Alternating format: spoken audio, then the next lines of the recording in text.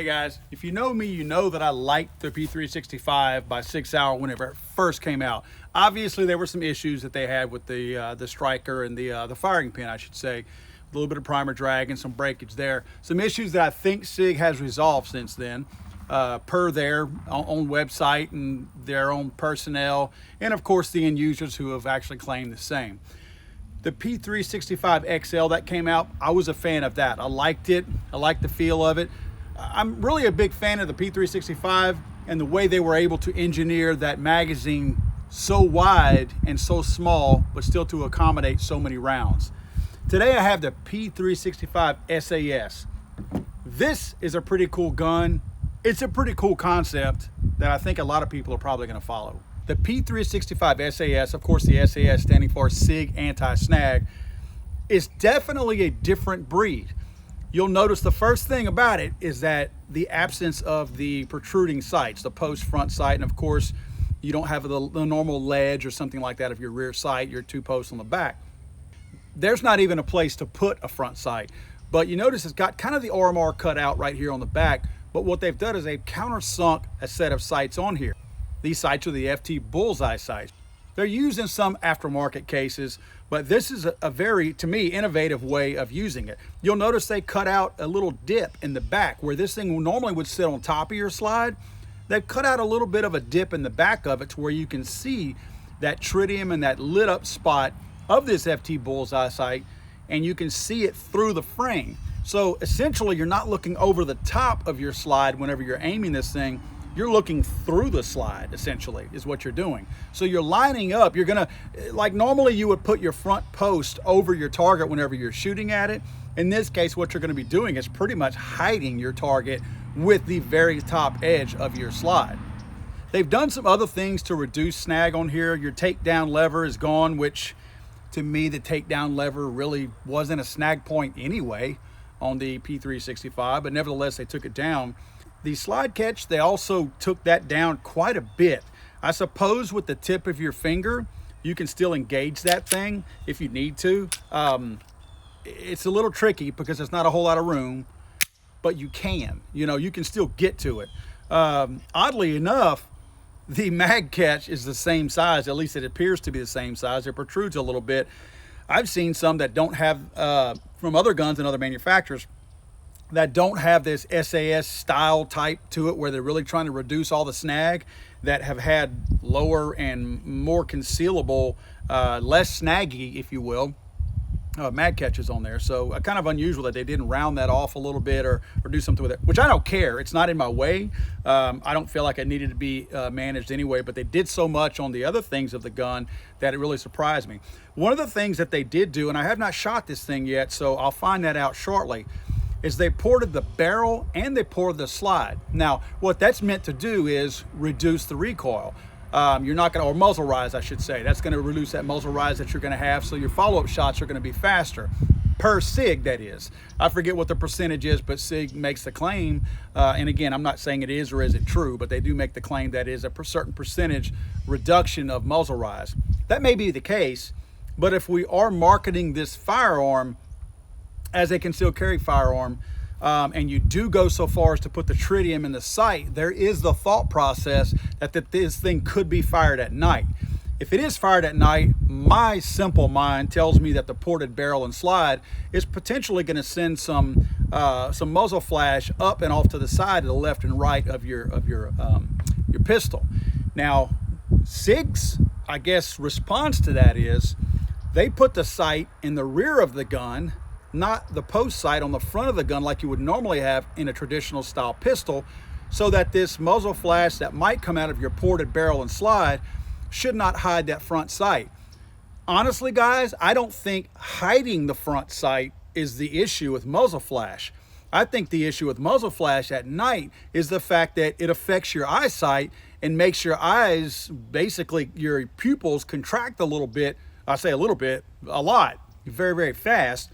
So whether you have your sight in the rear, which Sig is saying if your muzzle flash is here, it shouldn't affect you back here because this is where your sight is. To me, that may or may not be the proper thinking, because again, my whole thing is the pupil, the smaller pupil or the larger pupil. that's the kind of thing that's affected, not hiding the front sight. So yeah, it's not hiding your rear sight. I get that, and I totally agree with that. But I do think it's going to affect some things in terms of, you know, being able to have that faster follow-up shot, not because you can't get your muzzle down on it fast enough, but because your pupils have now shrunk to not let enough light in, so now you're not seeing your target as easily.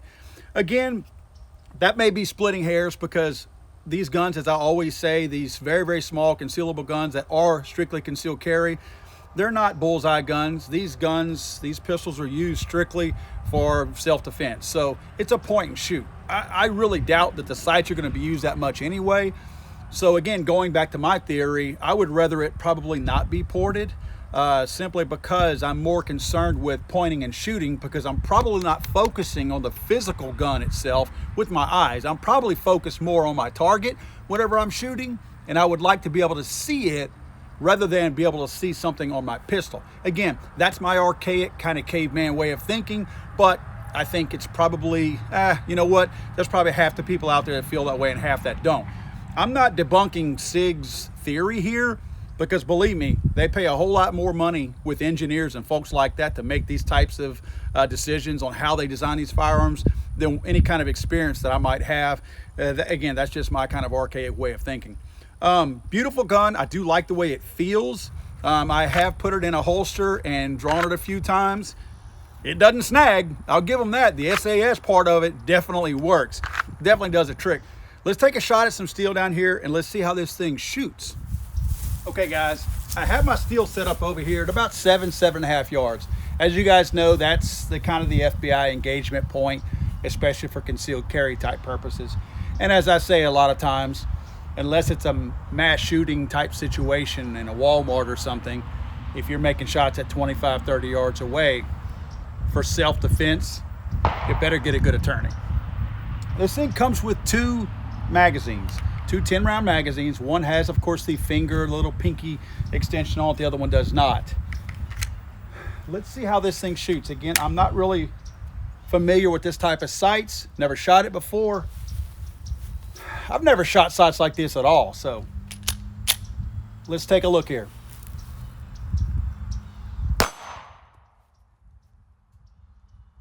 This is very different for me.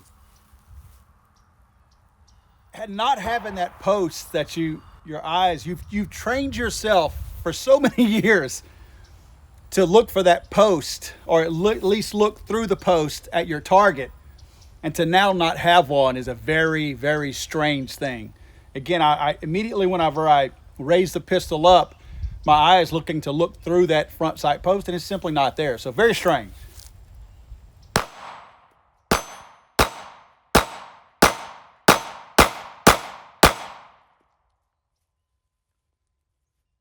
That second shot, officially the second shot, but really the first shot, and that's that last string, I missed it.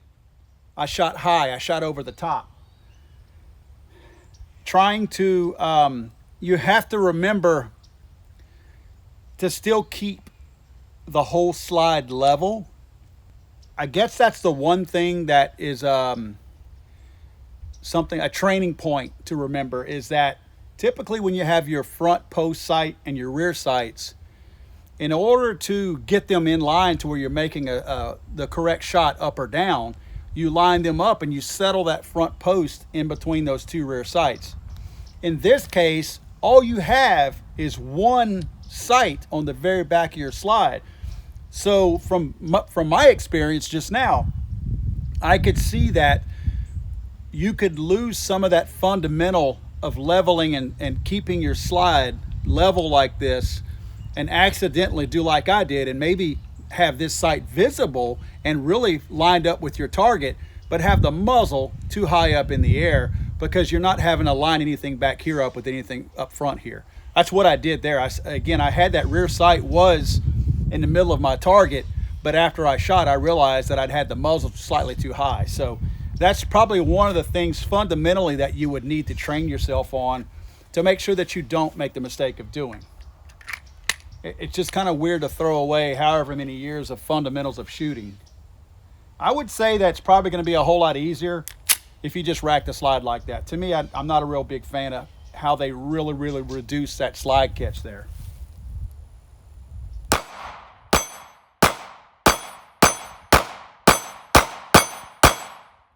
Well, guys, I got to tell you, the P365 SAS it's a pretty cool gun to shoot. Cool that it's different. I already like the P365 to begin with, so this feels the same. But you really do have to condition your whole mindset as far as fundamentals go to train yourself how to align that pistol and not be fooled into thinking that you're always on target just because you see a little green blip.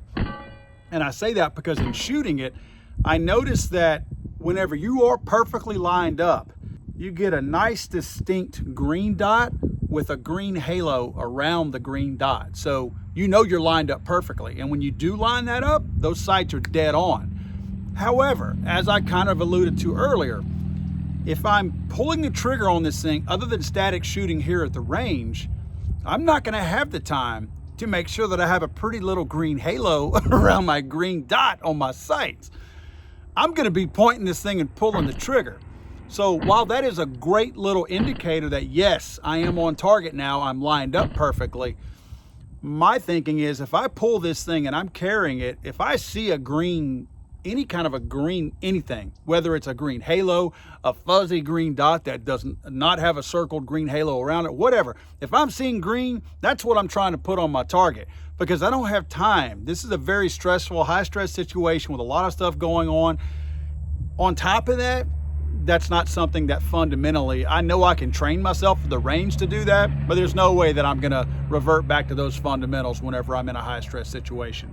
So great concept. I'm not knocking the concept of thinking that it's awesome. It is a good trainer. Hey, if nothing else, maybe it gets you used to, if you're lining it up at the range and you are taking your time statically shooting this thing, yeah, maybe you do condition yourself to always have that gun perfectly level, and that's your training aid in order to do that. And then maybe just muscle memory takes over if that high stress situation kicks in and you do aim in the right place. Again, guys, we are talking about a 7-yard distance usually is the concealed carry or the self-defense type range that we're shooting at. I'm probably not going to be needing a green halo if I'm shooting at that short of a distance. That little bit that I'm off at 7 yards, I'm hitting my target. That target is still going down. So again, I don't want to be splitting hairs here. Nice little gun. Again, probably not going to carry it because I am so conditioned to look for that front post out there. Again, I know guys in a high stress situation with concealed carry, I may not even see the front post. But as I say a lot of times, comfort and confidence in your firearm is one of the most important things. So if it makes me feel more comfortable knowing that I got a front post there that I'm going to be able to address whenever I need to, then that's probably what I'm going to carry. Again, not a knock against the pistol. That's just my comfort zone. Guys, like I always say, never be afraid to be the safest person in the room and the most deadly person in the room. Thanks for watching. We'll see you next time.